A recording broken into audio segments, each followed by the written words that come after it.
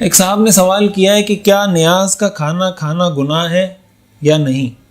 نیاز، نظر و نیاز کے جو کھانے ہوتے ہیں یہ ڈیپینڈ کرتا ہے اس بات پر کہ وہ کھانا کس کے نام پر پکایا گیا ہے، اللہ کے نام پر پکایا گیا یا کسی اور کے نام پر پکایا گیا۔ اگر اللہ کے نام پہ کوئی چیز پکائی گئی ہے تب تو وہ چیز حلال ہے، وہ چیز حرام نہیں ہوتی۔ اگر اللہ کے نام پہ کسی نے کھانا پکایا، کسی نے کوئی بریانی پکائی، کسی نے کوئی حلیم پکائی، تو وہ چیز حلال رہتی، حرام نہیں ہوتی۔ اگر اس نے مثلاً کسی کے ایصال ثواب کے لیے کیا کہ فلاں آدمی کو ثواب پہنچانے کے لیے اللہ کے نام پہ میں یہ چیز پکا رہا ہوں، تو وہ چیز حلال رہتی ہے۔ لیکن اگر کسی نے وہ چیز پکائی ہی اللہ کے نام کے علاوہ کسی کے نام پر ہے، کسی نے کہا میں حضرت حسین کے نام پہ پکاتا ہوں، کسی نے کہا میں حضرت حسن کے نام پہ پکاتا ہوں، حضرت علی کے نام پہ پکاتا ہوں، یا فلاں بابا کے نام پہ پکاتا ہوں،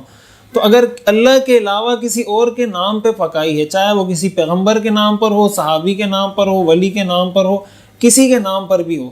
اس سے وہ چیز حرام ہو جائے گی، وہ حلال نہیں رہے گی، وہ مردار ہو جائے گی، اس کا کھانا ہی حرام ہے، وہ کھانا خود حرام ہو جائے گا، اس کو آپ کھا نہیں سکتے۔ بالکل ایسا ہے جیسے کوئی جانور ذبح کرتے ہوئے اللہ کے علاوہ کسی اور کا نام لے لے کہ میں یہ محمد صلی اللہ علیہ وسلم کے نام پہ ذبح کرتا ہوں، تو آپ نے اگر چھری پھیرتے وقت اللہ کا نام نہیں لیا، حضور علیہ الصلوۃ والسلام کا نام لے لیا، تو وہ حرام ہو جائے گا وہ جانور۔ اللہ کے ساتھ کسی کو شریک کرنا جائز نہیں ہے۔ ہاں، ایصال ثواب کسی کو کیا جا سکتا ہے، کوئی قربانی اس لیے کرتا ہے کہ میں اس کا ثواب حضور علیہ الصلوۃ والسلام کو پہنچانا چاہتا ہوں، یا یہ قربانی میں حضور کی طرف سے کرنا چاہتا ہوں، تو ہوگی وہ اللہ کے نام پر، لیکن اس کا ثواب، اس کا اجر آپ حضور علیہ الصلوۃ والسلام کو ہدیہ کر سکتے ہیں۔ تو اگر کوئی نظر نیاز پکائی ہی اللہ کے نام کے علاوہ کسی اور کے نام پر ہے، پھر تو وہ حرام ہو جاتا ہے۔ دوسری بات یہ سمجھنی چاہیے کہ نظر نیاز کے کھانے عموماً ہمارے ہاں جو پکائے جاتے ہیں وہ رسم و رواج اور متعین دنوں میں پکائے جاتے ہیں، جیسے مثال کے طور پر کوئی 10 محرم کو پکا رہا ہے، کوئی اور دن اس طرح کے خاص کر لیے جاتے ہیں۔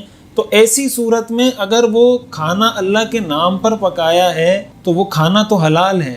لیکن اس طرح کے مواقع پر، اس طرح کی تاریخوں میں اگر پکایا ہے پھر بھی اس کو کھانا جائز نہیں ہے۔ وہ کھانا حرام نہیں ہے، لیکن اس کا کھانا جائز اس لیے نہیں ہے کہ اس طرح کا کھانا آپ ایکسیپٹ کریں گے، قبول کریں گے، اس سے اس بدعت کی، اس غلط کام کی تائید ہوتی ہے، آپ گویا ایک طرح سے اس کو سپورٹ کر رہے ہیں۔ تو آپ اپنے رویے سے تو کم از کم یہ واضح کریں کہ بھائی اس طرح دن متعین کر کے حلیم پکانا، یہ کرنا، فلاں کرنا،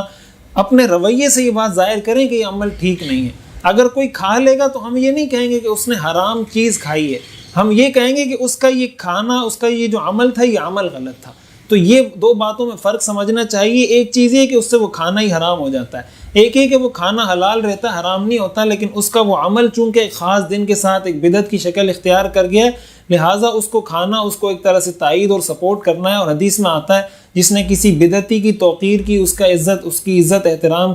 کیا تو اس نے اسلام کو منہدم کرنے میں اس کی مدد کی۔ تو اس لیے اس طرح کی تائید اور اس کی تقویت سے بھی بچنا چاہیے۔ اس ساری تفصیل کے ساتھ نظر و نیاز کا کھانا اور باقی جو مزاروں پہ پکتے ہیں، اس طرح کے لنگر اور دیگ چل رہے ہوتے ہیں، اس سے بچنا چاہیے، اس سے خود بھی بچنا چاہیے اور اس کو بھی بچانا چاہیے، اور اس طرح کے کھانے کھانے سے بھی اپنے آپ کو بچانا چاہیے، اس لیے کہ کسی کا کچھ نہیں پتا وہ اور عموماً یہی ہوتا ہے کہ بدعقیدہ جو لوگ ہوتے ہیں وہ اس طرح کے کام کرتے ہیں۔ آپ نے اگر کسی کو کھلانا ہے، آپ کسی غریب کے گھر پہ جا کے راشن ڈلوا دیں، کسی غریب کو پیسے دے دیں، اس کو کہیں اپنی حاجت پوری کر دیں، لوگ جا کے وہاں 20 30 دیگیں پکا رہے ہوتے ہیں اور وہ بہت سا ضائع ہو جاتا ہے، کسی کو ملتا ہے، کسی کو نہیں ملتا۔ اور ہمارے ہاں اتنے مستحق لوگ ہیں جو سفید پوش، ان کو کچھ نہیں ملتا، ان کی پرواہ کسی کو نہیں ہوتی۔ تو اس لیے اس طرح کے کام کرنے سے بھی بچنا چاہیے اور اس طرح کے کھانے کھانے سے بھی اپنے آپ کو بچانا چاہیے۔